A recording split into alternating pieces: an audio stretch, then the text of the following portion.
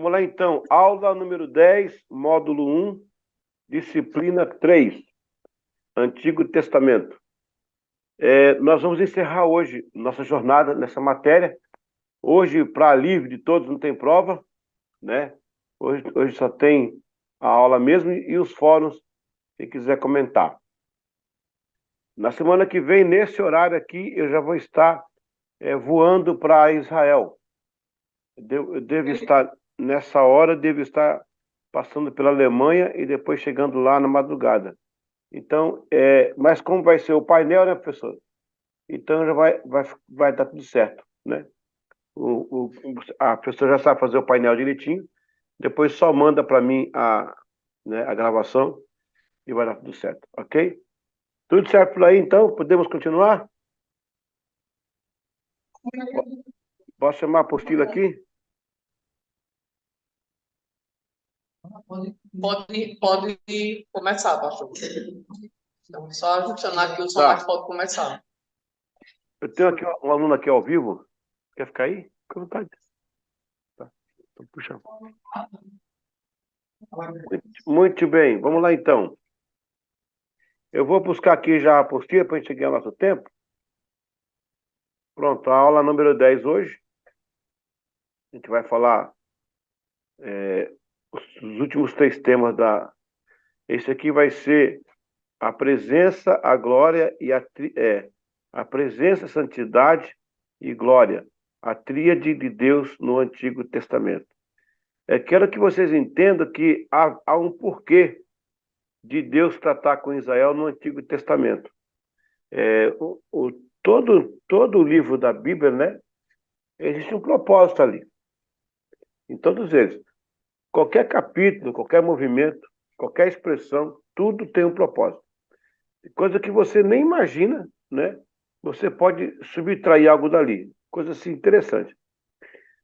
E quando Deus permite que se escreva o Antigo Testamento, ele está trazendo o seu propósito. Aliás, o propósito que a igreja recebeu já vem lá de trás com o povo de Israel e aquele momento lá do Antigo Testamento. Então, uma dessas coisas é a presença, é a glória dele que se manifestou. Ele tem que se mostrar Deus para aquele povo, né?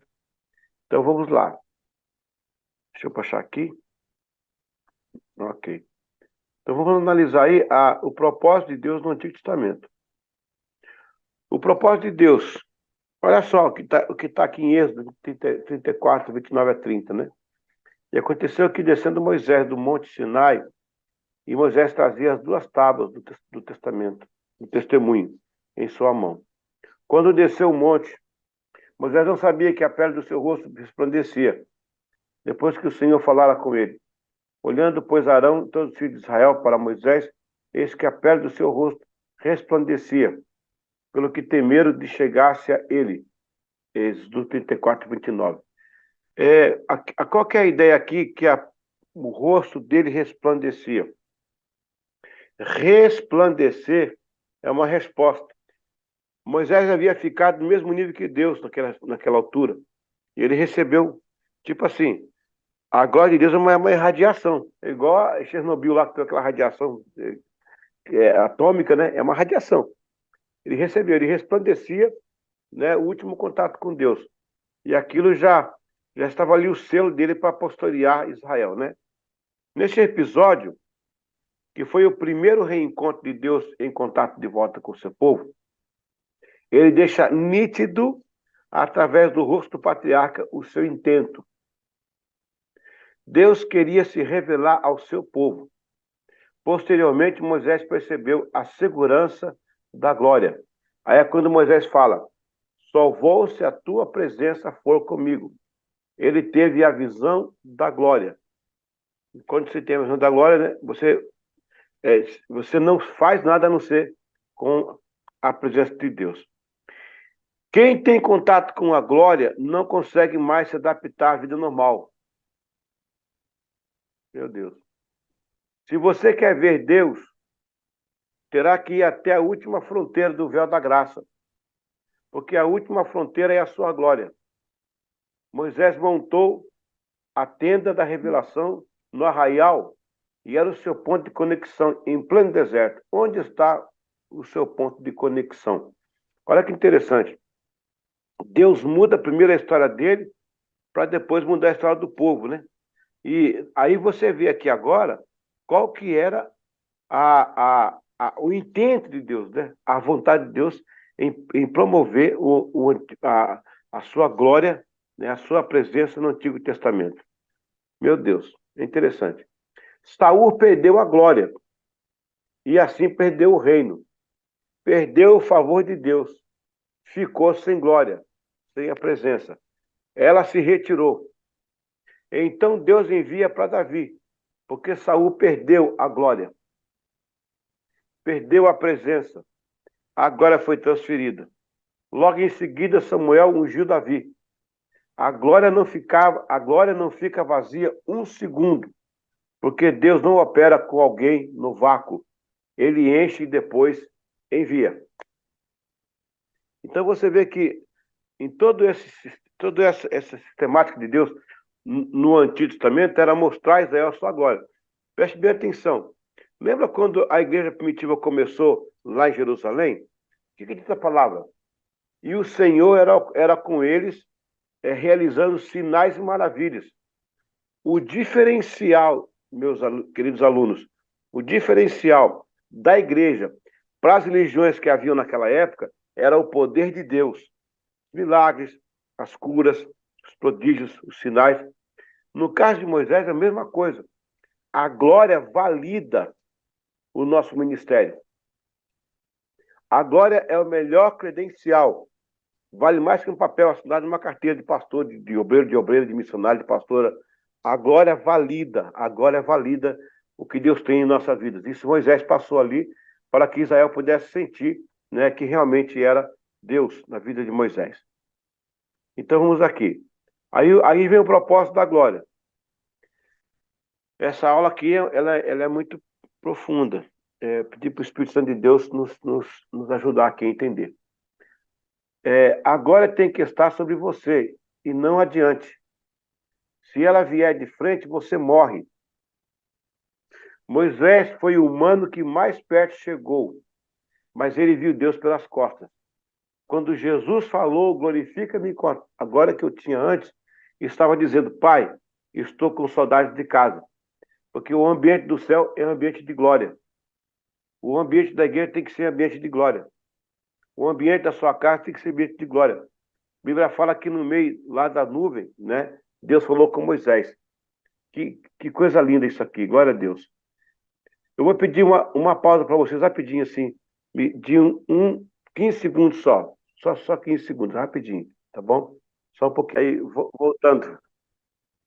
voltando aqui a apostila, onde nós paramos, então, o propósito da glória. A glória tem que estar sobre você, não adiante.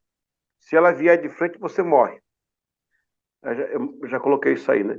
Então Moisés saiu da nuvem da revelação e viu o povo adorando um bezerro. Quebrou as tábuas. Líderes fora da nuvem quebram ovelhas. Essa aí é forte, hein? Quando Moisés viu que o povo estava adorando bezerro, ele ficou muito nervoso, ficou muito irado. Ele quebrou as tábuas. Quando um líder está fora da nuvem, ele fica irado quando vê as coisas e acaba quebrando as tábuas, as ovelhas e tudo. As pessoas não temem você, elas temem a glória de Deus investida sobre você. Pois o povo disse a Moisés, vai tu e fala com ele. Uma das funções do arrebatamento é te levantar do chão para colocar você no nível da glória, que é de frente para Deus. Pois para falar face a face, o nível é esse. Deus nos eleva em certos pontos para mostrar a sua glória. Então, as pessoas não respeitam muitas vezes você, a glória que está sobre você. Gente, na outra semana que eu vou estar de Israel, eu vou pregar em 3 igrejas na Inglaterra. E eu vou pregar em inglês. Vocês não sabem o que é pregar 50 minutos num idioma que não é seu. Aí o pessoal fala, mas como é que o senhor consegue? O senhor prega inglês, que benção. Vou revelar uma coisa a vocês. Quando eu começo a pregar, os primeiros 3 minutos sou eu. Depois dos 3 minutos, a glória de Deus desce e solta a minha língua. E eu prego, e os ingleses adoram a Deus, quem for. Eu tive uma experiência com Deus em 94, quando eu vim a primeira vez para a Inglaterra. Eu falava, sim, aquela época o meu inglês era pequenininho. Hoje eu falo inglês normal, é minha segunda língua, mas naquela época não. Deus me tomou, aquilo foi tremendo, está gravado em fita cassete. Deus me tomou numa noite, que a primeira noite que eu preguei foi na capital da Escócia, lá em Glasgow. A minha intérprete, ela estava lá do lado de fora fumando um cigarro, aqui em me interpretar. Estava fumando um cigarro, confundiu o Brasil com a Bolívia e aprendeu português em Oxford.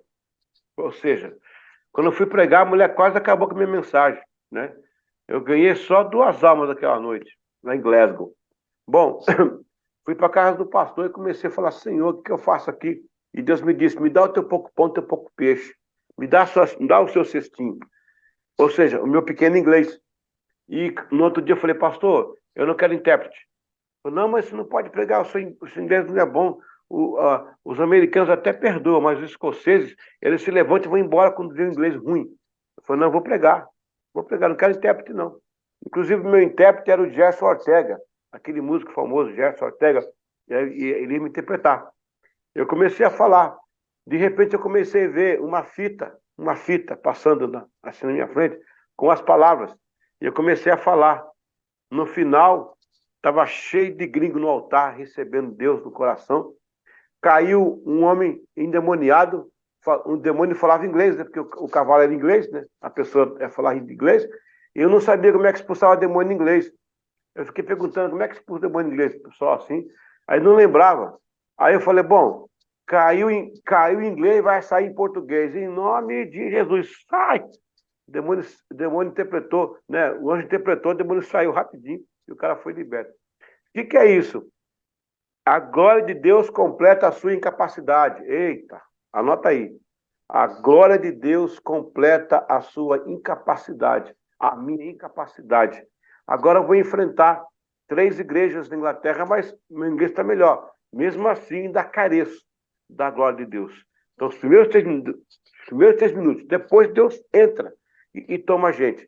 Moisés precisava mais do que tudo. Era a presença de Deus, né? Para conduzir aquele povo. Por isso que o povo reconheceu. Vai tu e fala com ele. O rosto de Moisés brilhava e foi tremendo, mas por quê? Porque quando você tem a glória, ela te restaura para o estado original, antes do pecado, e assim poder ver a Deus face a face, que é aquela coisa que é da fala a imagem de Deus, né? A semelhança e a imagem. A semelhança porque você é eterno, porque você pensa, você maquina, você decide, você é semelhante a Deus nisso aí. Mas a imagem foi deturpada pelo pecado. Quando a glória de Deus volta, ela dá de novo esse brilho. O rosto de Moisés era o rosto que tinha Adão, era o rosto do brilho, era o rosto da santidade, né? A glória de Deus devolve isso para a gente. Só depois que Moisés tirou os sapatos, o conforto, e pisou nas pedras, foi que Deus se revelou a ele. Por quê? Graça é de graça, mas ver a glória tem preço. Deixa eu colocar aqui para vocês isso então.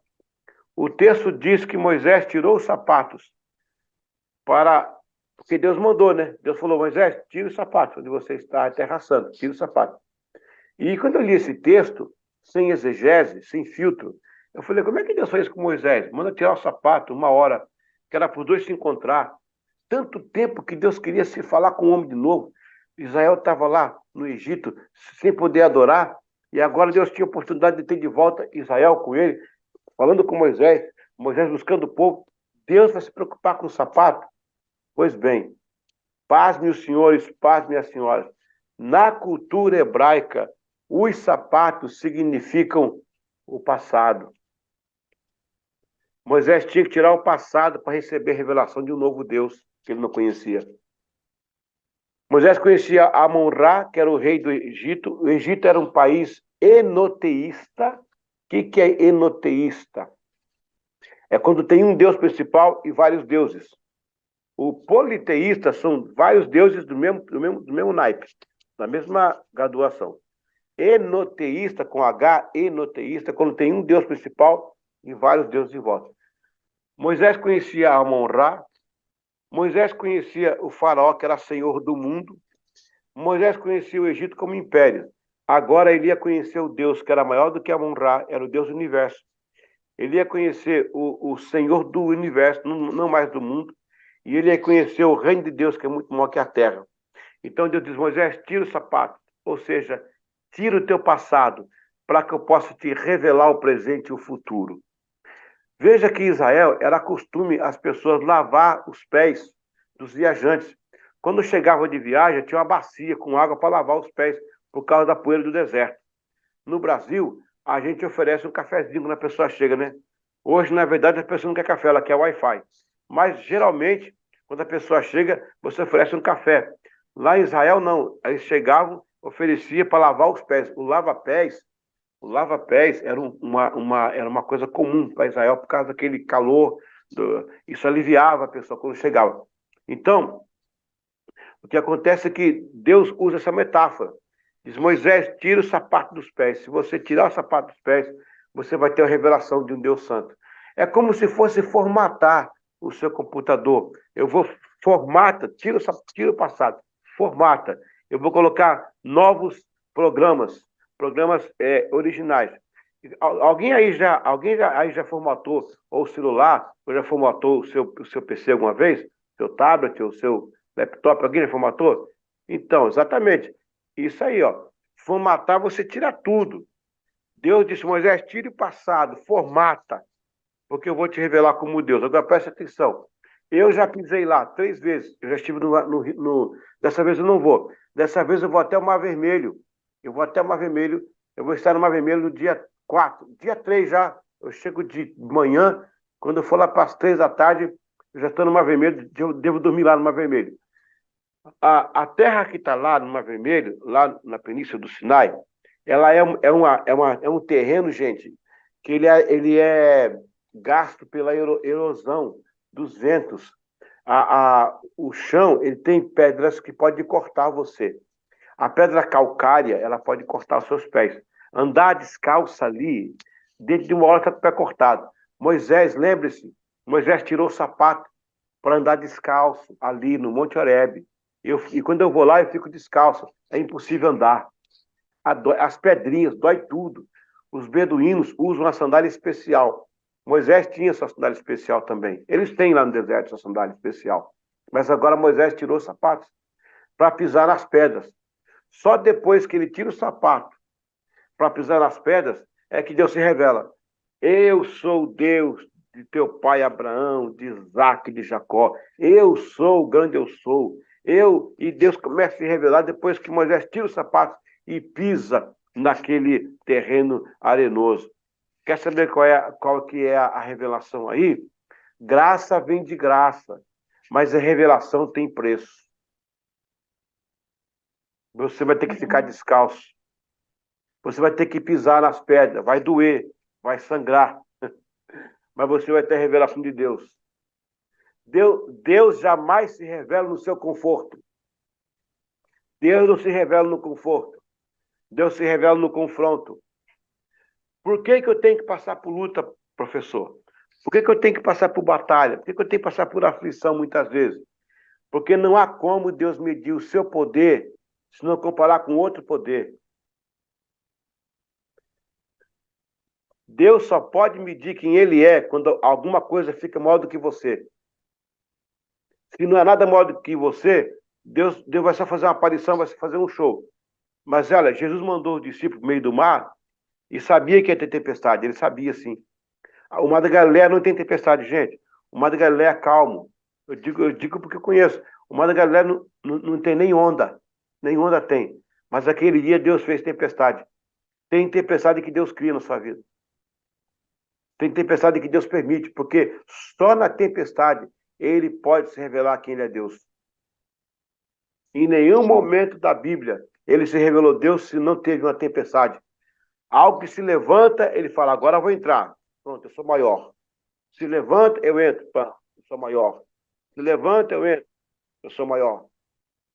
Então, por isso que Jesus fala assim em Mateus, quando começar a perseguição, Mateus 5, regozijai-vos. Por quê? Porque ele sabe que quando vem o levante, Deus se levanta e defende seu povo. A única forma de Deus se mostrar o seu poder é diante de uma tempestade. Meu Deus do céu. Então Moisés passou por isso para que... E isso aí, gente, tudo está formando o caráter de Israel. Tudo isso está formando, lá no Antigo Testamento, o caráter de Israel.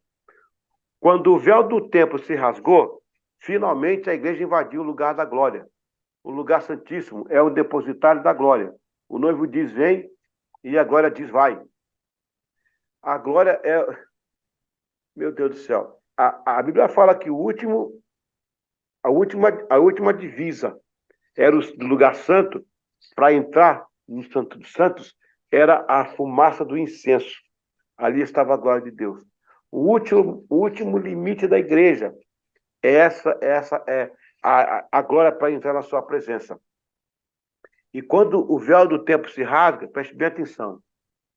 Você lembra, Antigo Testamento, a nossa aula de hoje, você lembra que lá atrás, quando Adão e Eva pecaram, o Senhor colocou um anjo para proteger o caminho da árvore da vida?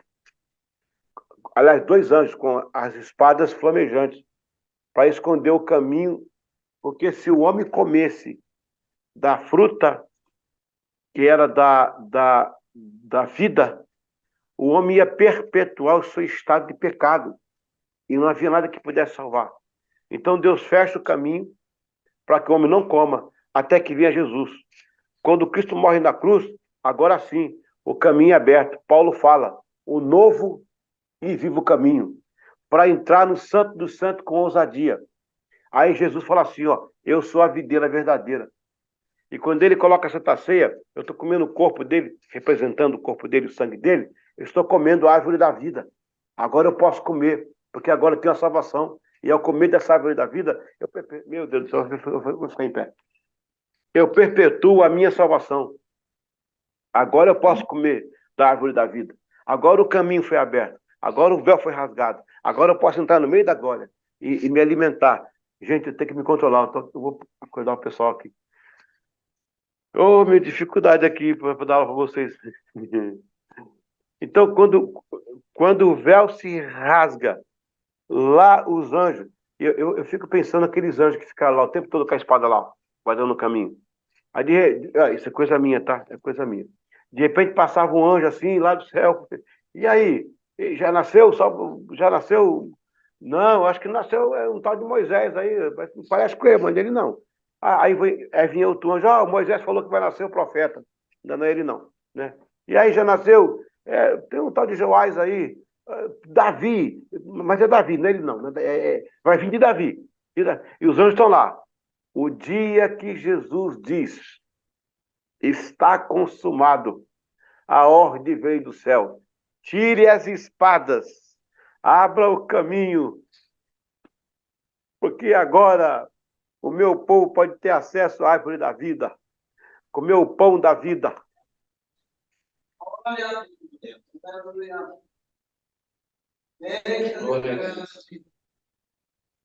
Agora a igreja pode entrar num novo e vivo caminho. Deus não deu a Israel esse privilégio, deu à igreja, nós. Quando comemos da ceia, do pão, estamos comendo da árvore da vida, para perpetuar nossa salvação em Cristo.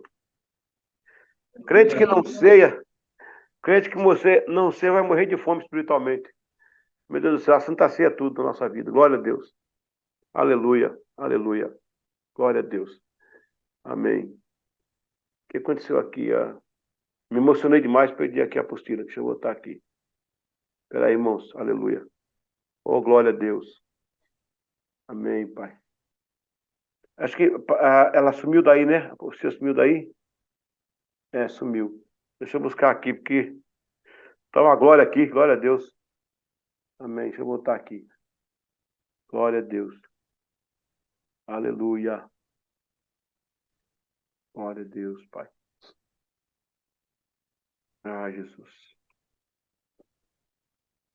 Glória a Deus. Deixa eu buscar aqui, irmão. Só um minutinho que eu bati sem querer aqui. Achei. Vamos voltar aqui. Pronto. Oh, Deus. Aleluia. Deixa eu voltar aqui para vocês. Pronto. Vamos lá. Tá aqui. Glória a Deus. O processo do propósito de Deus no Antigo Testamento. O processo da santidade proposta por Deus no AT é também a capacitação para o ministério. Davi era pequeno e Saul era grande. Davi tentou ser como Saul, mas a armadura era pesada e limitava a coordenação motora. Nunca tente usar as armas que não são suas e que Deus não te deu. Seja ilimitado em suas limitações. E armas de Saul desviado não serve em Davi ungido. Eita! Glória a Deus. Sem comentários. Santidade traz a presença de Deus e esta presença faz você ser ilimitado e forte para vencer suas fraquezas. Davi derrubou Golias do seu jeito. A sociedade quer que você seja grande, mas tire tudo que a sociedade te colocou e vá com o que você tem, a presença de Deus. Não se preocupe em ser grande, seja apenas você com o Espírito de Deus. Eu quero lembrar vocês o seguinte, gente, que Deus abriu o Mar Vermelho, sim ou não? Abriu o Mar Vermelho. Mas quem abriu foi o poder de Deus. O cajado era de Moisés, mas quem abriu foi Deus. São sempre três que participam. É Deus, você e o instrumento que ele põe na tua mão. Davi usou a funda. Quem derrubou foi Deus. Mas a funda é de Davi. Use o cajado, use a funda, use o que você tem. O que Deus te deu, o que você tem, deu Deus, o que Deus te deu é o que vai funcionar. A primeira coisa que Davi fez foi trazer a arca. Traga a adoração de volta ao seu valor, lugar de valor. As coisas só funcionam quando Deus assume o seu lugar de comando. Porque a adoração atrai a glória, e a glória é a presença. Mais do que ele faz, eu quero sua presença, porque sua presença é a sua glória. Há um lugar de onde nunca deveríamos ter saído. Adão tinha um jardim. Moisés tinha uma tenda exclusiva. Daniel tinha o seu espaço na sala. Jesus manda entrar em um quarto e fechar a porta. Você precisa encontrar o seu lugar de intimidade. Eita Deus. Tudo que Deus fez por Israel começou com a intimidade entre Deus e Moisés. Aleluia.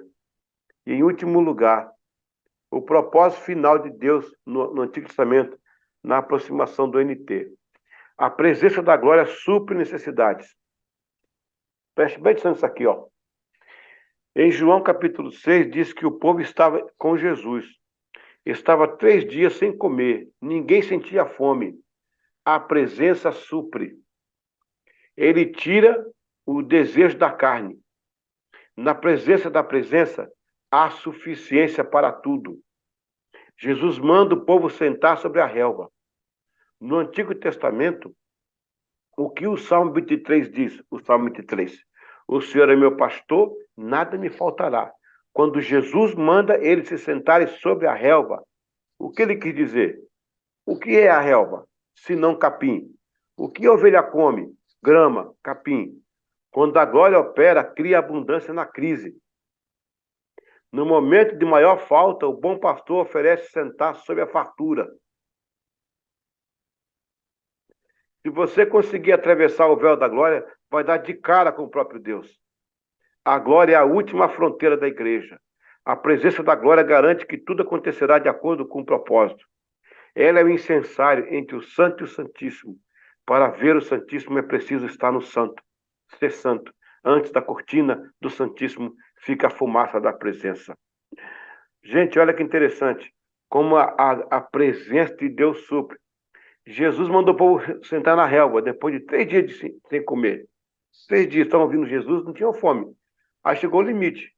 Mandou sentar na relva. Salmo 23 fala que o Senhor é meu pastor e nada me faltará. O pastor conduz a ovelha para onde? Para a grama. Quando ele manda sentar, está dizendo, no meio da sua maior necessidade, você está sentado em cima da fartura. É isso que ele faz. Deus deixa até no limite para mostrar que ele é Deus. Eu não sei quem de vocês conheceu o pastor Lu. pastor Lu Workington, da Batista lá de Caruaru. O filho dele, Felipe, é pastor lá agora. Alguém conheceu o pastor Lu aí? Lá em Caruaru? Alguém conheceu? Acho que não, né? Pastor Lu. Eu não sei se ele está vivo ainda ou se ele faleceu, mas na época que eu fui missionário em Caruaru, em 1988, eu fui missionário pioneiro em Caruaru, sabia? E eu não conhecia ninguém, eu era muito jovem. A igreja não podia me pagar. Quer dizer, a igreja mandava para mim um salário e eu gastava com microfone para comprar cortina, cadeira. Eu queria ver a igreja montada e não tinha condição. Mas quando chegava a hora de comer, eu não tinha comida. E uma vez eu fiquei com fome. Eu fiquei com fome em uma semana. Eu não conhecia ninguém, só tomava água, né? Primeiro dia é uma fome terrível. O segundo dia é uma dor de cabeça terrível. Terceiro dia é uma dor na boca do estômago. No quarto dia, a dor some. No quinto dia, você vai deitar, só esperando a morte chegar. Terrível. A fome é um negócio terrível. E quando eu estava assim, na sexta-feira já, com muita fome, eu não tinha o que comer, não tinha o que falar com ninguém. Eu não sabia o que dizer. Eu estava só orando. Era um pequeno jovem missionário aí em Caruaru. Batendo na minha porta. Batendo na minha porta. Quando eu abri, era o pastor Lu. Ele é americano, pastor Lu é americano. Ele falou assim, ó, jovem, Deus falou comigo. Eita, Jesus. Essa tua glória, Senhor. Ele trouxe duas sacolas de comida para mim, entrou, falou, ó, Deus mandou, eu estava na minha casa, o Senhor falou, mandou o seu anjo e disse, leve comida para o meu servo.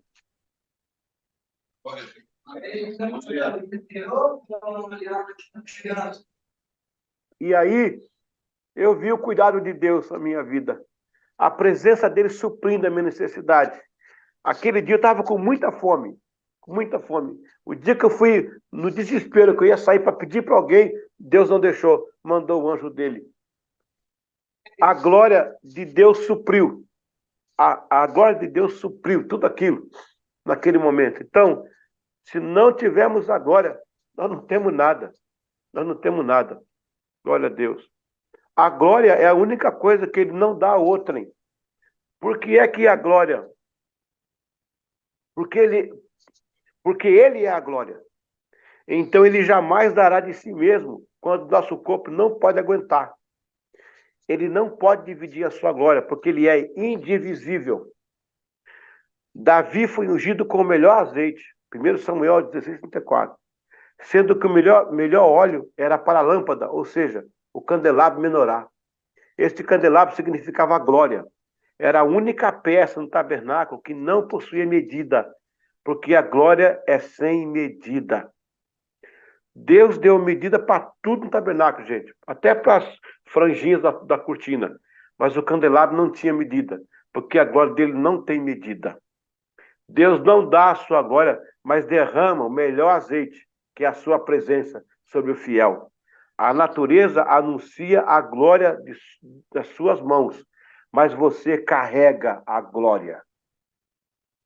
Davi dançou muito quando viu a arca, porque a presença da glória não deixa ninguém parado.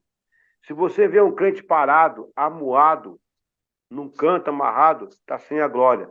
Abraça ele, ora por ele, levanta ele, chacoalha ele. A glória movimenta. A adoração atrai a glória atrai a presença atrai o propósito.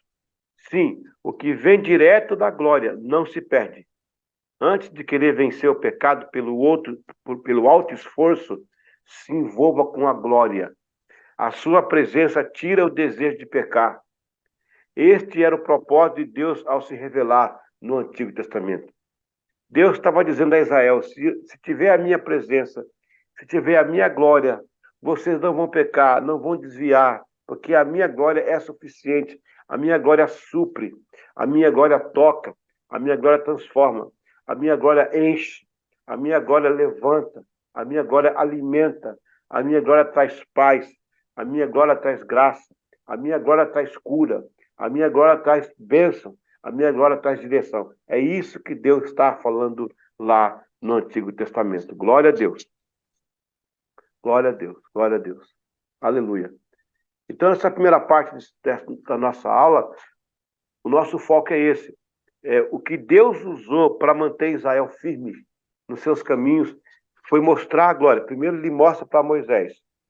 Isso, irmãos, é uma linha de Deus. Deus se revela a uma pessoa e depois se revela ao povo.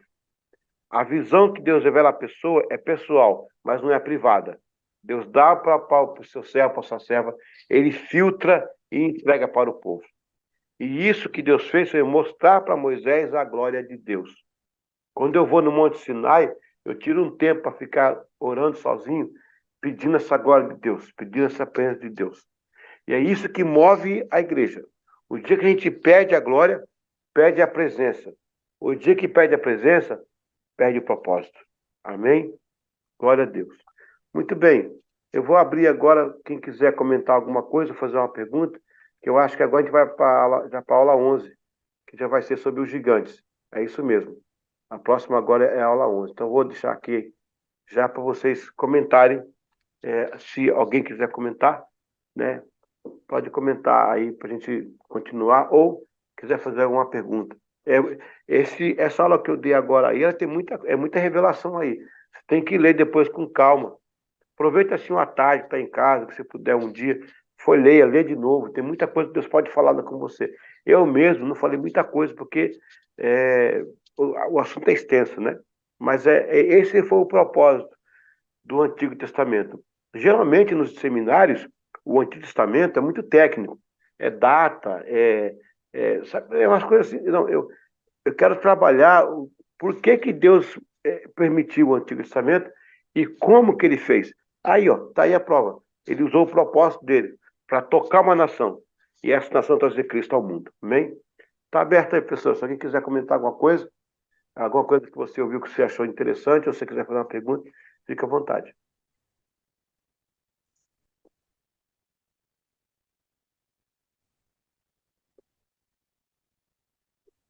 Pastor, sobre o que o senhor falou sobre os sapatos e revela o nosso passado, quais as explicações, quais aplicações que a gente poderia trazer para a nossa vida atual?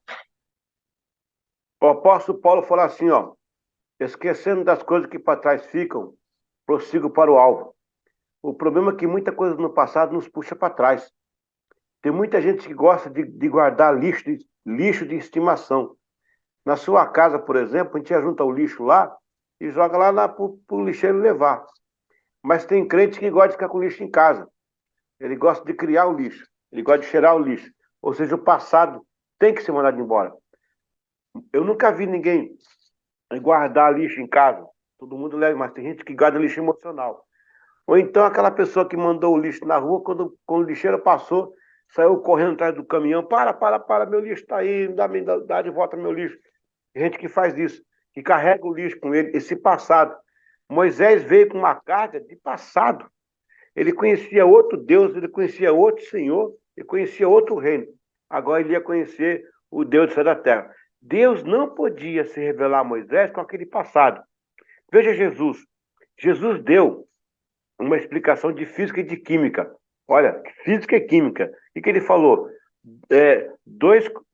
Um coração não pode servir a dois senhores.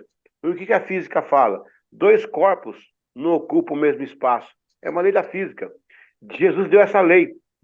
Um coração não pode servir a dois senhores. Ou é um, ou é o outro.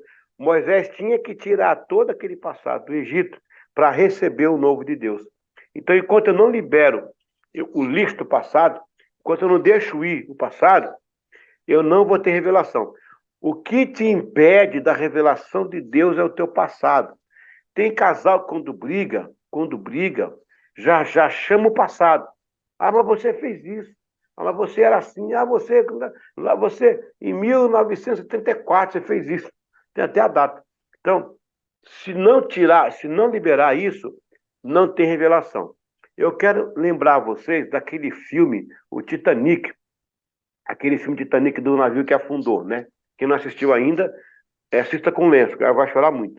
Naquele final do filme, a Rose está numa tábua que sobrou. E o Jack tá ali frio. Eu não sei quem viu esse filme aí. Alguém viu esse filme aí? Titanic? Alguns. Ah, então, você vai lembrar da cena. Ele tá assim, ó, tremendo de frio, e ela tá ali falando com ele, eles se gostavam muito. De repente ela adormeceu. Quando ela voltou, o Jack já tava morto. Ele tava gelado ali, morto. Ela acordou, viu o Jack ali, balançou, Jack, Jack, Jack. Ele não mexia. Ela viu muita gente morta, muita. Ela sobrou e ela viu o guarda-costeira apitando com farol para tentar salvar. Ela tinha que tomar uma decisão. Ou ela ficava com o Jack ali morto e morria depois ali sozinha, ou ela liberava o Jack para pegar a pessoa lá e salvar a vida dela. Então ela fez o seguinte: ela liberou o Jack, ele foi pro fundo do mar, ela pegou um apito da boca de um morto, apitou, a guarda-costeira ouviu, trouxe e resgatou, e ela pôde contar a história. Há momentos na vida que você vai precisar liberar o Jack. Libera o Jack. Fala pro seu vizinho aí, ó. Libera o Jack. Fala para ele. Libera o Jack. Libera o Jack.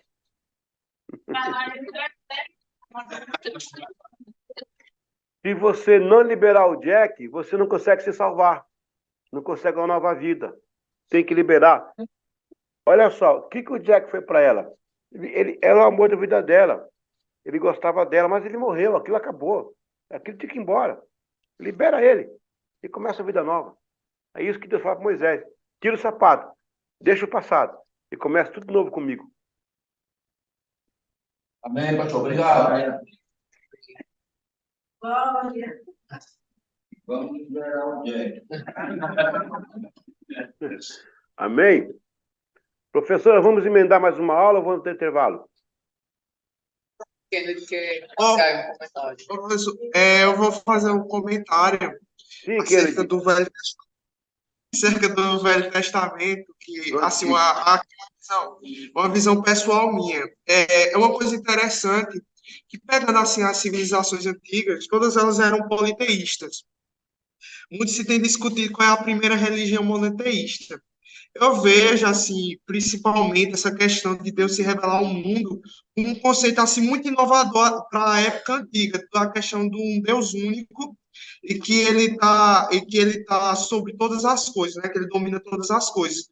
Eu acho esse tipo de pensamento, em questão, olhando para o povo daquela época, muito, assim, muito revolucionário. Tanto que eu sempre vejo Deus sempre combatendo essa questão de reduzir ele a alguma característica, principalmente sobre a questão da idolatria. Uhum. Uma das coisas, por exemplo, que tem aí, que foi citado na apostila, que é a questão do bezerro de ouro, uma das interpretações que tem é que aquele bezerro era para Deus, o Deus que libertou.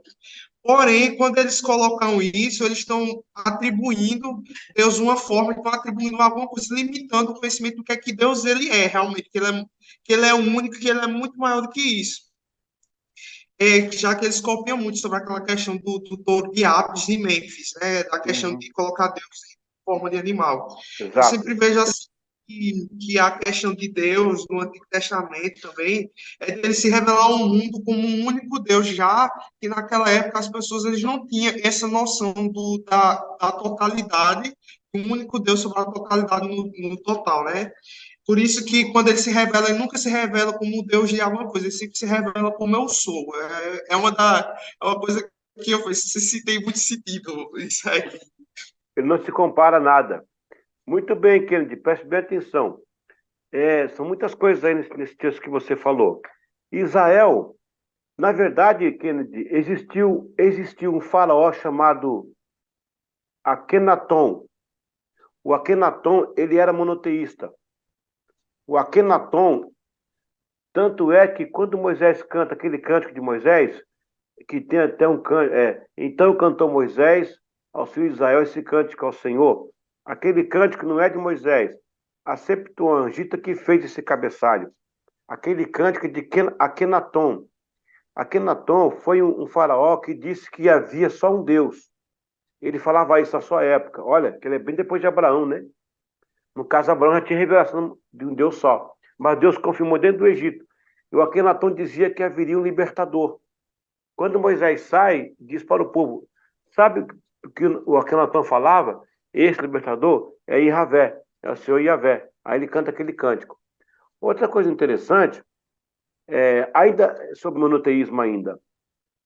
Eu vou a Israel esse mês, eu vou tentar conversar com o doutor Rodrigo Silva sobre a questão do... Eu consegui duas fontes sobre o surgimento do monoteísmo. Não vou passar aqui agora porque a pesquisa não está completa. Então, eu vou estudar isso e devo falar nas próximas aulas. Eu tenho para vocês uma resposta. Um outro ponto aí, quando Israel faz o bezerro e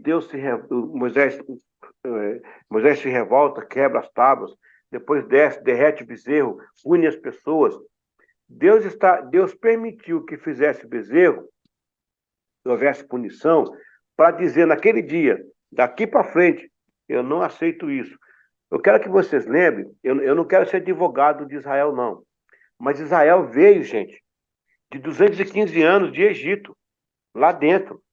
Então, tudo que eles tinham na cabeça é o que a gente acabou de falar aí. Era a ideia de Deus como tinha o cachorro, a cabeça de cachorro, o corpo de homem. Então, o Israel, ele aproximava o poder por exemplo, o deus Horus, né, que é também aí do Egito. O Egito tinha esse negócio de colocar os animais como Deus. Via no animal a força do Deus. Então, para Israel, o touro é forte, o touro tal, era Deus. Então, Israel, ali foi um acontecimento cultural. Deus até permitiu para dizer, aqui acabou. O Egito morre aqui, nesse bezerro de ouro, acabou. Daqui para frente não tem mais isso. Foi a mesma coisa que aconteceu com o Caim. Quando Deus rejeitou a oferta de Caim, era para Caim falar assim, ok, Deus me usou para ensinar o ensinamento, para dar o ensinamento. Caim não teve educação e nem maturidade para entender que Deus estava dizendo, olha, Caim, foi até bom que você trouxe essa oferenda, e aqui está o cordeiro de Abel, que eu quero dizer agora para vocês, no começo do mundo agora aqui, ó, eu só vou aceitar cordeiro, não vou aceitar lavoura, e outra coisa que não seja o cordeiro. Mas o Caim não teve educação e maturidade para entender. Caim devia ter feito o seguinte, ô Senhor, é isso mesmo, obrigado. Eu trouxe isso aqui para que alguém um dia pudesse pensar que podia ser isso, e o Senhor só aceita o cordeiro. Numa coisa, Israel, Deus permitiu aquele bezerro para já ensinar naquele dia. Pode ver que depois não se repetiu mais. Só foi aquela vez. Deus puniu, né, fez tudo aquele alvoroço com Moisés, mas Deus usou aquela ocasião para dizer, eu não vou aceitar nenhuma idolatria com um animal. Então é interessante isso aí. Muito bem. Boa participação, querido. Glória a Deus. Amém. Professora, podemos emendar ou quer dar um vamos direto então? Vamos então para número 11? Pronto.